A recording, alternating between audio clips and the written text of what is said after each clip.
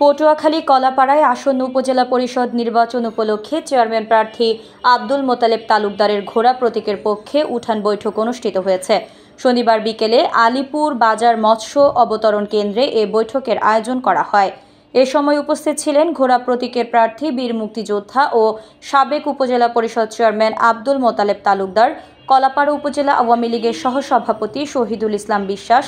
যুগ্ম সাধারণ সম্পাদক মঞ্জুরুল আলম এবং ঢাকা মহানগর দক্ষিণ যুবলীগের সহসভাপতি মুরসালিন আহমেদ, মহিপুর থানা কুয়াকাটা পৌর আওয়ামী লীগের সভাপতি ও সাবেক মেয়র আব্দুল বারেক মোল্লা, কুয়াকাটা পৌর মেয়র আনোয়ার হাওলাদার, যুবলীগের আহ্বায়ক মিজানুর রহমান বুলেট, যুগ্ম আহ্বায়ক মাসুদ মোল্লা, লতাচাপি ইউনিয়ন আওয়ামী লীগের সভাপতি সিদ্দিক ডাক্তার, সাধারণ সম্পাদক ও ইউপি চেয়ারম্যান আনসার মোল্লা, চাকামিয়া সাবেক ইউপি চেয়ারম্যান কেরামত হাওলাদার এবং ছাত্রলীগ নেতৃবৃন্দ সহ